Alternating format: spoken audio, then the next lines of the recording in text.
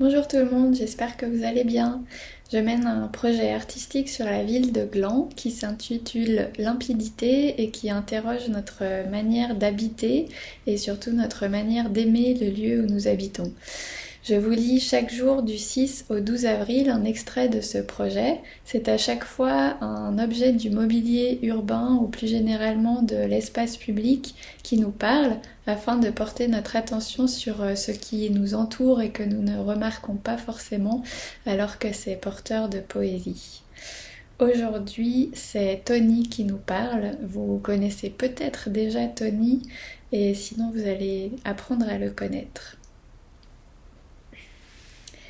Ignazio, mon père, est un artiste, mais il n'a pas voulu que je devienne contorsionniste. Il m'a répété 1000 fois « Ne fais pas comme moi, c'est compliqué la vie d'artiste, trouve un boulot stable et bien payé ».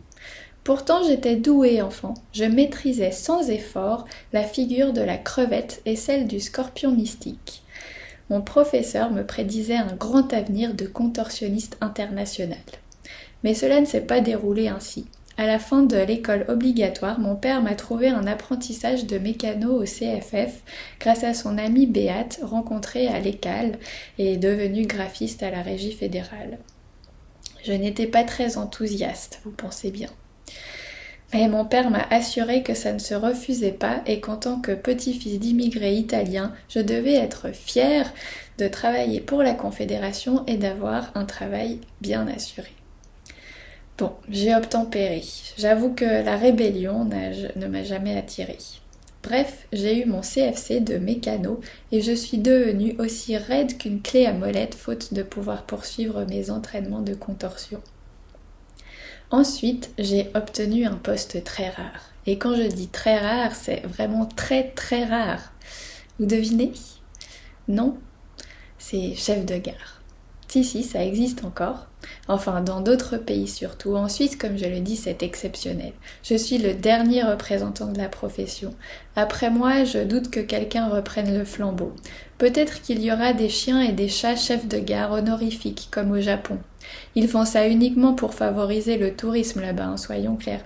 Mais pourquoi pas, je n'ai rien contre, parce que honnêtement, cela me peinerait que la profession meure avec moi. C'est important pour le lien humain, un chef de gare. Il n'y a pas que la technique qui compte. Visser 4 boulons, une machine peut le faire, c'est entendu. Mais rien ne remplace un humain pour tisser du lien social. Moi, par exemple, je me fais un devoir de dire bonjour à toutes les personnes qui passent prendre leur train. Beaucoup d'enfants me saluent, j'en suis toujours ravie. Certains adultes me font un sourire discret, mais peu me répondent, c'est un fait. Mais je maintiens coûte que coûte la tradition. Je dis aussi bonjour à tous ceux qui vont et viennent au pub de l'autre côté de la route, même si je ne suis pas sûre qu'ils me prêtent grande attention, surtout quand ils ressortent. Quoique parfois, certains se lâchent et me tiennent de grands discours sur la vie, l'amour, la mort, bref, des discours de bourrés. Je les trouve vraiment choux, ceux-là. Enfin, sauf quand ils me vomissent dessus, là je ne rigole plus trop. Mais le mieux, c'est quand même les jours de marché. Quelle excellente idée a eu la ville avec ce marché. Tout Gland s'y retrouve, c'est the place to be. Les gens sautent du train, font leurs emplettes, trinquent un coup et rentrent tout contents chez eux. Sans parler de la musique, c'est vraiment, vraiment sympa. J'ai hâte que le marché reprenne, parce qu'en ce moment je m'ennuie un peu, je dois dire. Si vous avez le temps, arrêtez-vous 5 minutes discuter avec moi quand vous passez place de la gare. Je m'appelle Tony au fait. Vous ne pouvez pas me rater. Je suis le grand échalas habillé en mécano qui se rêve toujours aussi souple qu'un serpent. Voilà, c'était Tony, c'est la sculpture qui se trouve sur la place de la gare à Gland et qui est une sorte de grand ver de terre en équerre métallique. Moi, je ne l'ai pas remarqué tout de suite la première fois que je suis venue à Gland, mais une fois qu'on l'a remarqué, c'est vrai qu'il est très rigolo.